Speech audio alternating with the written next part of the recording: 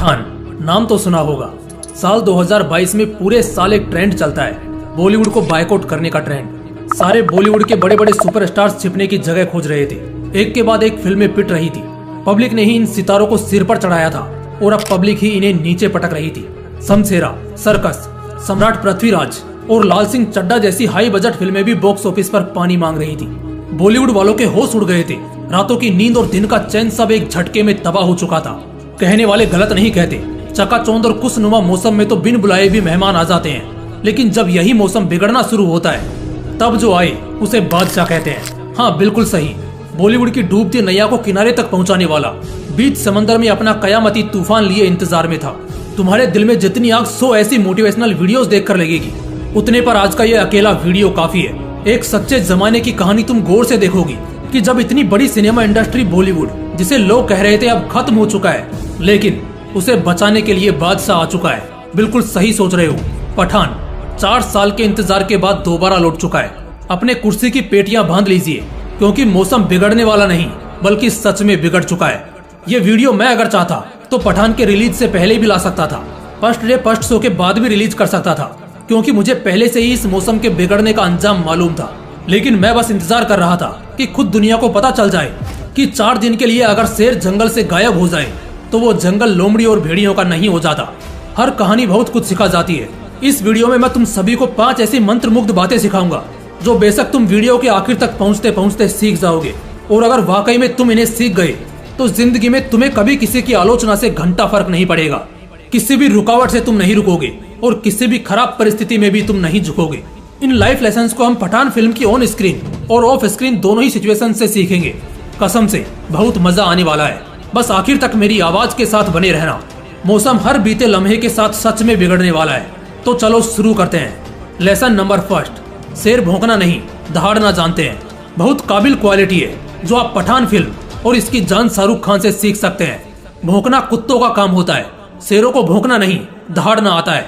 क्योंकि जब एक कुत्ता भौंकता है तो मुश्किल से कुछ दायरे तक उसका भौंकना पहुंचता है और लोग पत्थर मारकर उसे भगा देते हैं। लेकिन जब एक शेर दहाड़ता है तो उसकी गूंज में वो खौफ साफ नजर आता है और उस दायरे में फिर एक परिंदा भी पर नहीं मारता। बिल्कुल ऐसा ही होता है कुछ यहाँ भी। हर फिल्म के रिलीज से पहले उसके अभिनेता और प्रोडक्शन टीम बड़े बयानबाजी करते हैं, मीडिया कवरेज देती है, लेकिन शाहरुख खान ऐसा कुछ भी नहीं करता, क्योंकि वो जानता है कि वो बॉलीवुड का एक शेर है। लोग उसकी बादशाह से खबरदार है और वो बस अपना काम करना जानता है। इसलिए बिना किसी फेकम फाक वाली बयानबाजी करने के बजाय उसने सिर्फ इंतजार किया उस फिल्म को उसके अंजाम तक पहुंचाने का। जैसे ही बड़े पर्दे पर शाहरुख खान आया, फिर वो नहीं बोला, उसकी बादशाहत ने दहाड़ा, जिसने एक बार फिर साबित कर दिया कि जंगल का सिर्फ एक ही राजा होता है और वो होता है एक शेर। तुम भी इससे इंस्पायर होकर अपनी जिंदगी जियो। काम खत्म होने से पहले या पूरा हो जाने के बावजूद भी भौंको मत। लोगों को अपने जुबानी मत बताओ, बल्कि इंतजार करो उस काम के परिणाम का, जिससे जमाना खुद तुम्हें सराहे और अपने सिर पर बिठाए। लेसन नंबर 2, नफरत करने वालों को नहीं प्यार करने वालों को देखो। पठान फिल्म के बहुत विरोध के किस्से चल रहे थे। कई सारे विरोधी पूरी ताक में थे कि इस फिल्म को नहीं चलने देना है, फ्लॉप कराना है। इसी बीच शाहरुख खान का एक स्पीच तो आपने सोशल मीडिया पर देखा ही होगा, जिसमें वो पिक्चर रिलीज होने से पहले बहुत कॉन्फिडेंटली कहते हैं कि बहुत समय से मैं अपने प्यार करने वाले और चाहने वालों से मुखातिब नहीं हुआ हूँ, लेकिन खुशी इस बात की है कि हम सब जिंदा हैं। उनका एक सॉलिड मैसेज पहले ही निकल चुका था उन हिटर्स के लिए जो पठान और शाहरुख खान को देखना पसंद नहीं करते, जिससे शाहरुख खान को घंटा फर्क नहीं पड़ने वाला था। हर किसी की जिंदगी में एक ऐसा दौर आता है जब वो इंसान अपनी एक अलग पहचान बनाता है, आम से जरा खास बनता है, तो उस वक्त उससे नफरत करने वाले और जलने वाले भी बहुत पैदा हो जाते हैं। लेकिन एट द सेम टाइम इससे 3-4 गुना ज्यादा उससे प्यार करने वाले भी बहुत लोग होते हैं। अगर नफरत करने वालों को देखोगे तो ना अच्छे से काम कर पाओगे और ना ही खुश रह पाओगे, क्योंकि सबको खुश रखना खुद भगवान के हाथ में नहीं है, तो हम इंसान क्या चीज है। लेकिन हाँ, अगर प्यार करने वालों पर ध्यान दोगे तो हमेशा बेहतर ही करोगे और बहुत ऊंचा उठोगे। लेसन नंबर 3, प्यार वाकई में अंधा कर देता है। जैसे कि मैंने वीडियो के बिगिनिंग में ही बोला था कि जो मंत्रमुग्ध लेसन मैं देने वाला हूँ वो फिल्म के ऑन स्क्रीन और ऑफ स्क्रीन दोनों ही जर्नी से इंस्पायर्ड होंगे। इसी सीक्वेंस को फॉलो करते हुए ये लर्निंग हमें मिली है कि प्यार वाकई में अंधा कर देता है। ये मूवी के इंटरवल डाउन का सीन है। अगर आप लोगों ने अपने नियर बाय सिनेमा थिएटर्स में मूवी को अब तक देख लिया होगा तो आप अच्छे से इसे कनेक्ट कर पाएंगे, और अगर नहीं भी देखा तब भी कोई बात नहीं, 2 मिनट में समझ जाओगे।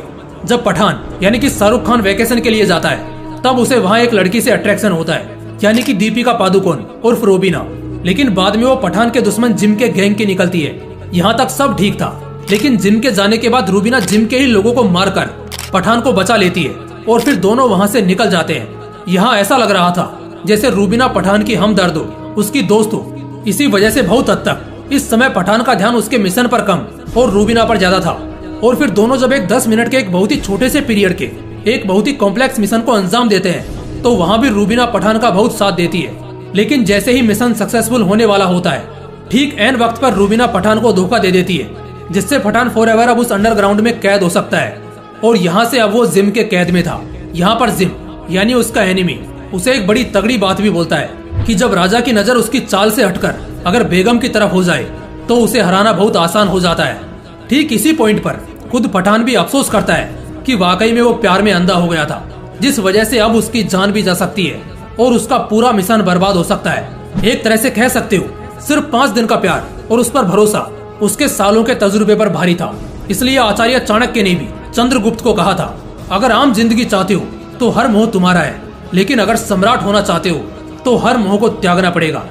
मेरी आपकी इनफैक्ट हर किसी की जिंदगी में एक ऐसा वक्त तो आता ही है जब जानबूझकर वो शख्स प्यार का उड़ता तीर अपनी किस्मत में ले लेता है। जरूरी नहीं वो धोखा ही हो, लेकिन ये जरूर होगा कि प्यार के मोह में आपका ध्यान आपके लक्ष्य, आपके कर्तव्य से बहुत कम हो जाएगा, जिसका परिणाम ये होगा कि आप बीच रास्ते में ही खो जाओगे। Lesson number 4, very faithful and patriotic. इस पूरे फिल्म को देखने के बाद एक बात है जो बहुत गजब लगती है, वो है पठान की वफादारी और देशभक्ति। इस फिल्म में एक बड़ा जोशीला डायलॉग भी है। एक सोल्जर ये नहीं पूछता कि उसके देश ने उसके लिए क्या किया है, वो पूछता है कि वो देश के लिए क्या कर सकता है। पठान गजब का वफादार और देशभक्त था। जिम जो विलेन है और अब एक देशद्रोही भी है, सिर्फ इसी वजह से क्योंकि सरकार ने उससे मुंह फेर लिया और उसे अपने साथ नहीं बताया था। इस गुस्से की वजह से वो अब पूरे भारत को तबाह करना चाहता है। ठीक ऐसा ही सिचुएशन पठान की जिंदगी में भी आता है, जब वो प्यार में अंधा होकर फंस जाता है और उस पर प्रेशर बनाया जाता है कि वो चोरी कर रहा था, और उस वक्त देश की सरकार भी कह देती है कि पठान उनका सिपाही नहीं है। इससे उस वक्त के लिए उसे भी गुस्सा आता है, लेकिन वो अपनी वफादारी या देशभक्ति नहीं छोड़ता। फिल्म के शुरुआत से लेकर आखिरी पड़ाव तक वो अपने देश के खातिर लड़ता है। बात उसकी मौत तक आ जाती है, मगर फिर भी वो देश को लेकर कोई समझौता नहीं करता। दोस्तों, इस तरह की वफादारी और देशभक्ति की आज हम सभी को जरूरत है।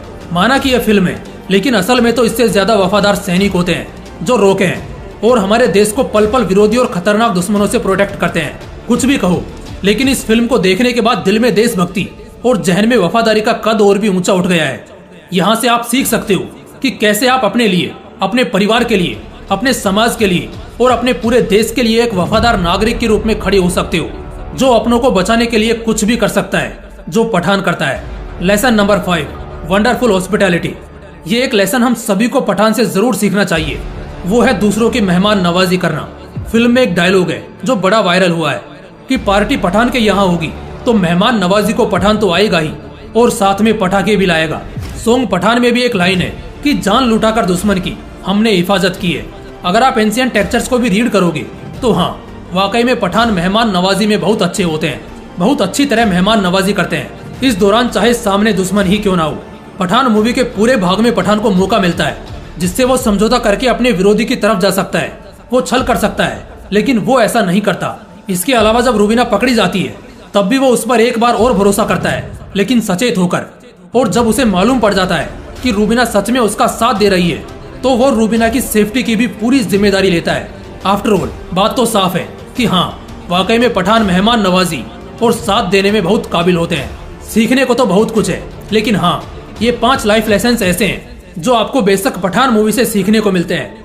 हर साल कुछ बेहतरीन होता है, कोई ना कोई जरूर बेहतर बनता है। इस साल अगर आप बेहतर बनना चाहते हो, काबिल होना चाहते हो, तो आप बहुत खुशकिस्मत हो मेरे दोस्त, क्योंकि साल के शुरुआत में ही आपको इतना बड़ा बम्प डोज जो मिला है, जो आपको ओवर द ईयर बहुत आगे लेकर जाएगा। दोस्तों, अगर वीडियो अच्छा लगा तो इसे शेयर जरूर करना, और अगर चैनल को अभी तक सब्सक्राइब नहीं किया है तो ऐसे ही पावरफुल मोटिवेशनल वीडियोस देखने के लिए तुरंत चैनल को सब्सक्राइब करके बेल आइकन भी जरूर प्रेस कर लेना। फिर मिलते हैं नेक्स्ट वीडियो में एक नए मोटिवेशन के साथ। जय हिंद, वंदे मातरम।